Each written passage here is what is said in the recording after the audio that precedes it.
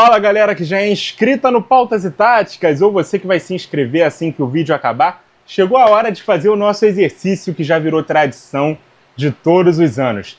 Tentar prever em que posição cada time vai terminar no Brasileirão em 2025. Eu acho que a essa altura eu não preciso dizer que isso aqui é só uma brincadeira, que é óbvio que eu vou errar muita coisa, que em apenas 3 meses de temporada e disputa de estaduais não dá para ter uma visão completa do que os times vão ser ao longo de toda a temporada. Então não leve então a sério esses chutes, que nada mais são do que opiniões com base no que a gente está vendo e no que a gente acha que ainda pode mudar, para o bem ou para o mal, beleza? Então vamos começar aqui de baixo para cima, né? Como sempre é, na minha opinião, mais interessante, para a gente manter um suspense ali de quem é que vai fazer a melhor campanha. Eu acho que o lanterna do campeonato será o Mirassol. Vocês conhecem minha opinião de que o time que acaba de subir tem como primeira missão tentar se livrar de um novo rebaixamento e, sobretudo, o time que faz a sua estreia na Série A está mais vulnerável a uma nova queda. Claro que o Mirassol pode surpreender, como a Chape, como o Cuiabá, que ficaram anos até ter a sua primeira queda, mas eu não acredito que vai acontecer com o time do interior paulista. A equipe até conseguiu alcançar o mata-mata, né, do campeonato estadual, mas foi eliminada nas quartas de final pelo Corinthians. E não tem um elenco tão forte assim, ou força de investimento, para acreditarmos que a equipe vai melhorar tanto assim. Entre os nomes mais conhecidos estão o goleiro Alex Muralha, o lateral esquerdo Reinaldo, ex-São Paulo, ex-Grêmio, o volante Rony, o meia Chico e o atacante Léo Gamalho. Em 19º, eu aposto no Juventude, um time que costumeiramente briga para não cair. Algumas temporadas consegue até se salvar relativamente cedo no campeonato, mas não consegue dar esse voo mais alto. O Campeonato Gaúcho, para mim, não é parâmetro, porque normalmente o Juventude é no mínimo a terceira força dentro do Rio Grande do Sul. E esse ano não foi diferente. Chegou às semifinais do Gauchão, perdeu o primeiro jogo, ganhou o segundo, foi eliminado nos pênaltis para o Grêmio. E na Copa do Brasil acabou eliminado na primeira fase para o Maringá. Isso porque surpreendeu e chegou até as quartas no ano passado. As referências do elenco são o lateral esquerdo Alan Ruschel, o volante Jadson e o meia Nenê, que nem sempre é titular, e convenhamos, né? Ele já está com uma idade muito avançada há muito tempo. Então, eu não acredito assim que o Juventude vai conseguir se manter mais uma vez na Série A. Repetindo que isso aqui é apenas um palpite, beleza? Em 18º, o Vitória, finalista do Campeonato Baiano, mas que também é outro já eliminado da Copa do Brasil. Só lembrando, galera, eu estou gravando no dia 22 de março de 2025. Talvez até a altura que esse vídeo for para o ar, alguns campeonatos estaduais que estão ali na sua reta final, ainda não foram decididos, já tenham sido decididos até a época que você esteja vendo esse vídeo. Mas eu estou falando aqui o parâmetro do momento da gravação desse vídeo aqui, beleza? Então o Vitória, que já foi eliminado da Copa do Brasil para o Náutico na segunda fase, ainda é um time que eu considero muito difícil de enfrentar quando tiver o mando de campo. O técnico Thiago Carpini, que vai se saber também se vai se manter no comando até o fim do campeonato, é um cara bem adaptável, estrategista, e quando tiver que enfrentar times mais fortes vai montar uma retranca para vender caro as vitórias. Ainda assim, eu acho que não vai ser suficiente. O time teve um crescimento gigante no segundo turno no ano passado, mas muito por conta do seu artilheiro, né, o Alejandro, que não está mais lá. E, sinceramente, um time que levou como reforços nomes como o zagueiro Lucas Alter e o lateral esquerdo Hugo, não pode ambicionar muita coisa. E eu falo desses dois aqui com propriedade, porque eles saíram do meu time e não eram bem quistos pela maioria dos torcedores. Destaques do Vitória: os atacantes Gustavo Mosquito, Janderson e Wellington Rato. Em 17º, e o último time que eu acho que vai ser rebaixado é o Red Bull Bragantino.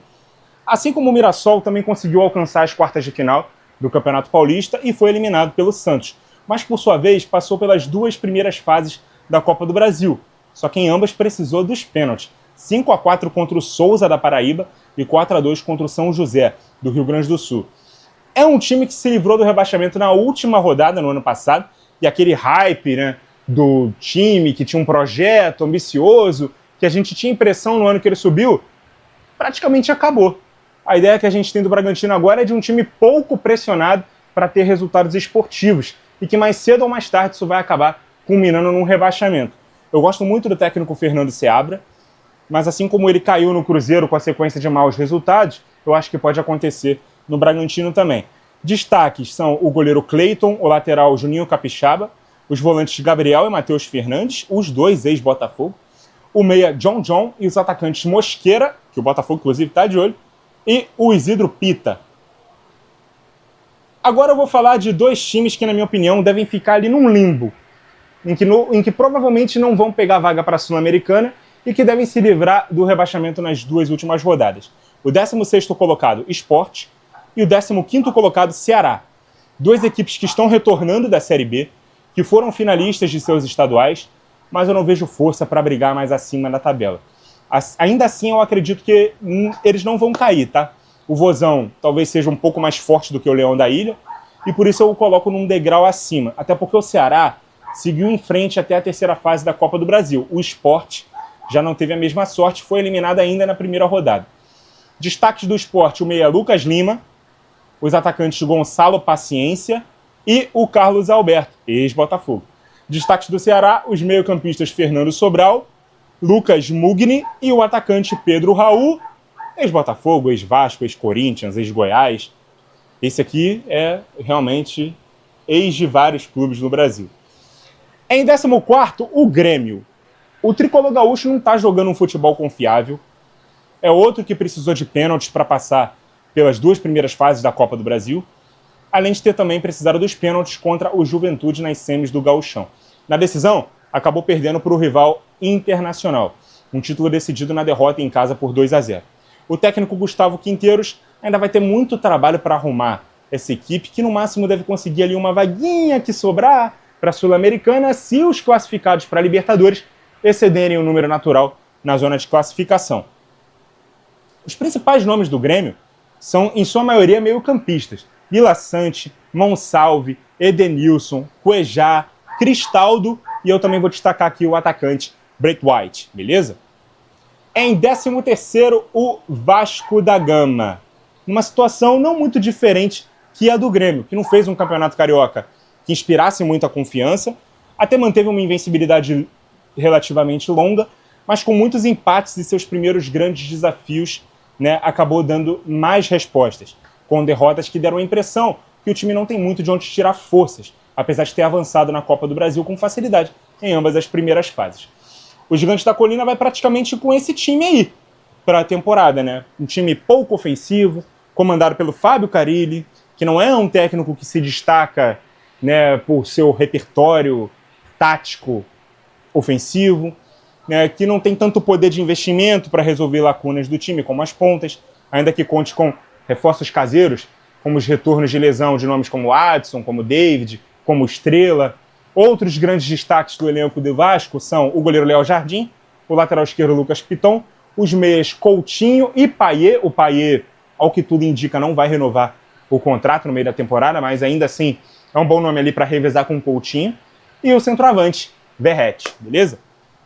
Em 12º, o Santos, que eu confesso ser uma grande incógnita para mim, principalmente pelo fator Neymar.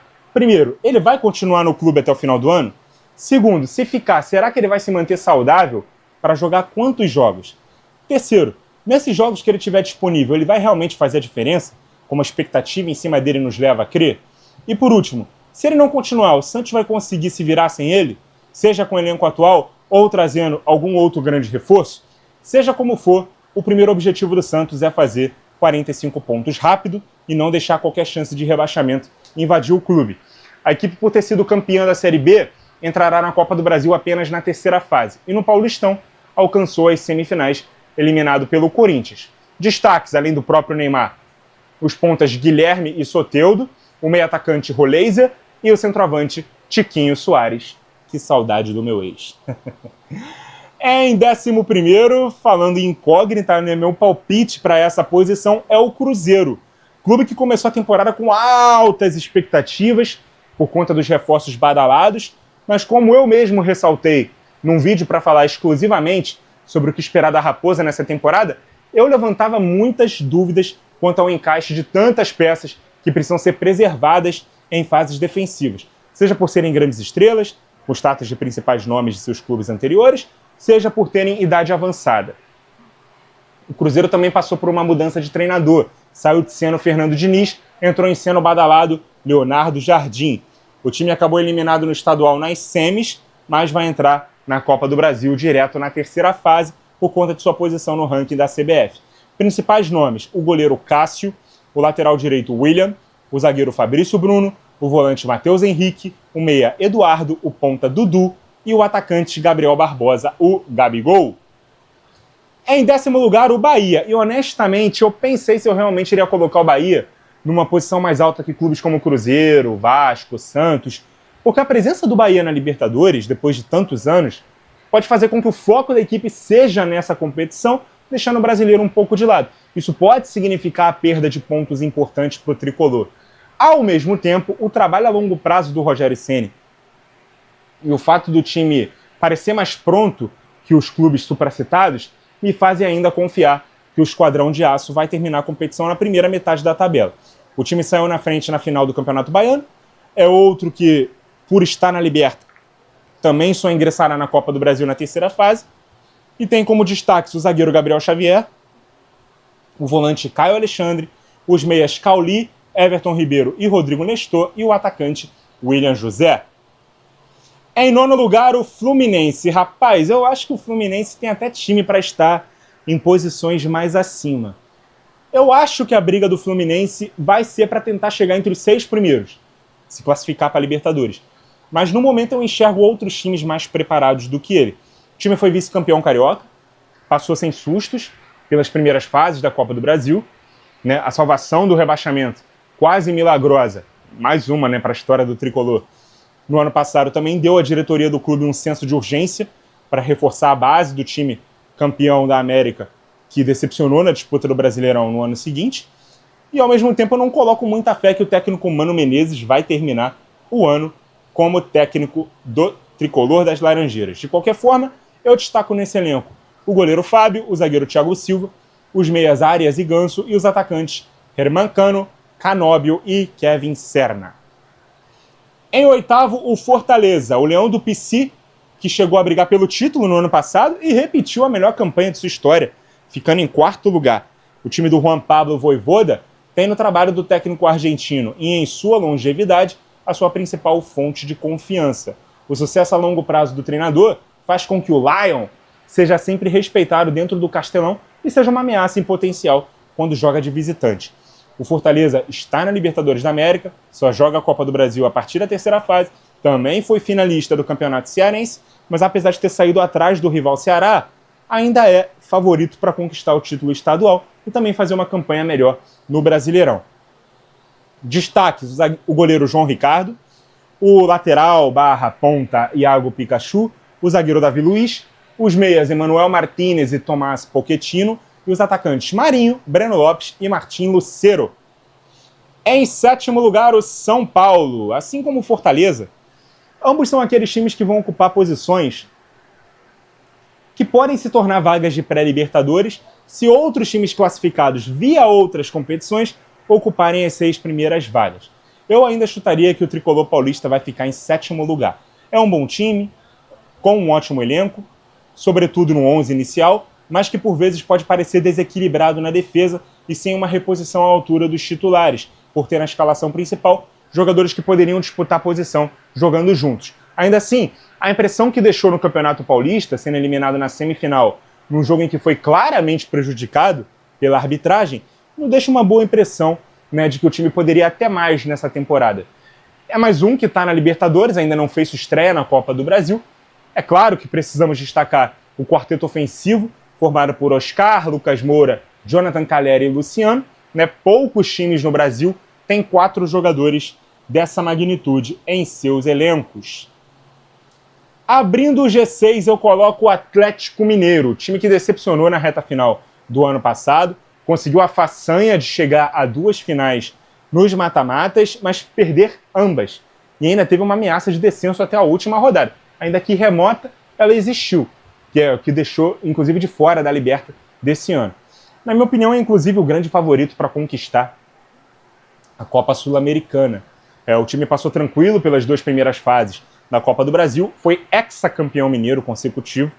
Os principais destaques são os meio-campistas Gabriel Menino, que é reforço da temporada, e Gustavo Scarpa, e os atacantes Hulk, Rony, Daverson, Coelho e até o Júnior Santos, que ainda não conseguiu ter uma sequência no Galo devido a lesões, mas que chegou com o status de contratação mais cara do clube para 2025, em substituição à perda do Paulinho.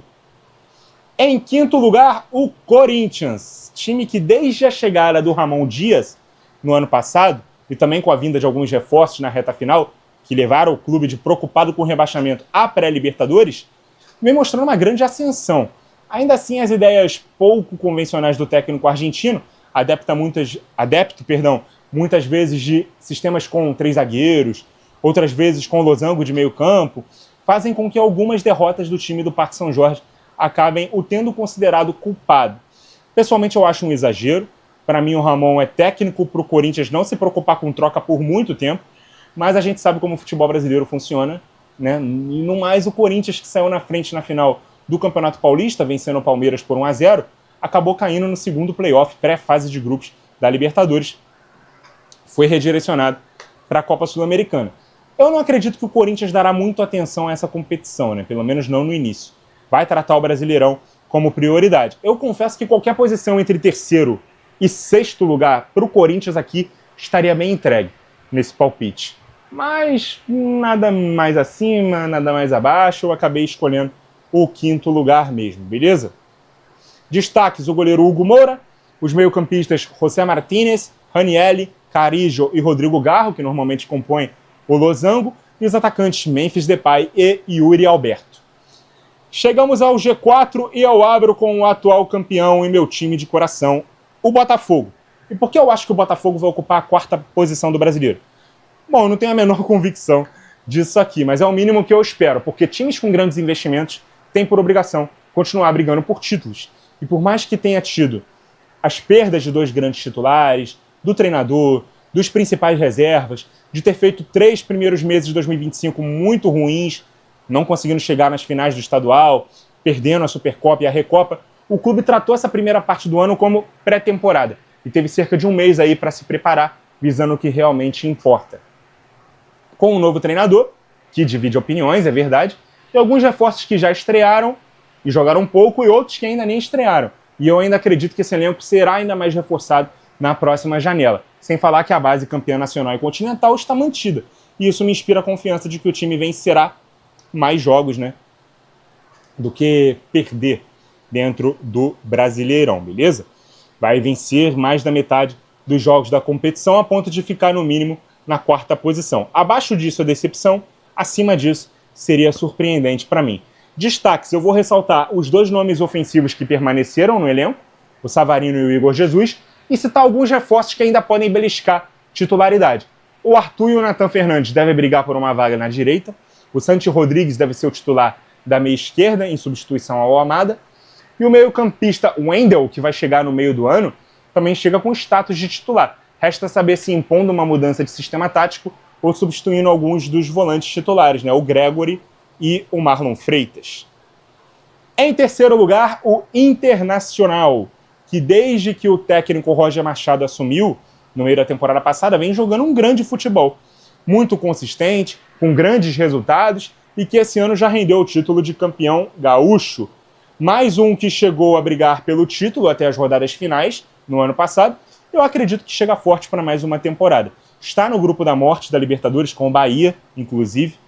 É o único grupo com 2 equipes brasileiras, e por isso acho até que o Brasileirão, que premia mais a regularidade do que a eficiência fase a fase, possa ser uma possibilidade maior para o Inter, que, convenhamos, precisa ser campeão brasileiro. Logo, tem muito tempo que o Inter não belisca o Brasileirão. Então a possibilidade aí do Inter ganhar o Brasileiro, para mim, é maior do que as Copas, em que tudo pode acontecer, deveria ser a prioridade do Colorado.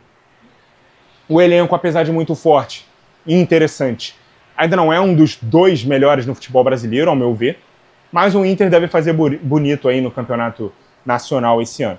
Os principais jogadores são o goleiro Rocher, o zagueiro Vitão, o lateral esquerdo Bernabei, o meia Alan Patrick e os atacantes Ener Valencia, Wesley e Rafael Borré. Em segundo lugar, o Palmeiras, atual vice-campeão, que fora bicampeão nos 2 anos anteriores e que, sinceramente, está jogando menos bola até que o Inter, tá? Mas aí entra aquela coisa que a gente falou ao longo do vídeo, potencial de melhora, profundidade do elenco, longevidade do trabalho do treinador, tudo isso o Palmeiras tem a seu favor. E ainda conseguiu grandes reforços para a temporada, tanto para suprir carências que o elenco mostrou, né, serem flagrantes no ano passado, quanto para repor perdas já sabidas, como a saída do Estevão no meio do ano, por exemplo. O time que acabou caindo fora da Libertadores e da Copa do Brasil no ano passado, nas oitavas de final, sendo eliminado para os clubes que seriam campeões e deixando escapar a possibilidade de ser campeão brasileiro na última rodada, ao perder em casa para um desesperado Fluminense, ligou um alerta na diretoria que investiu para montar um elenco mais forte para 2025.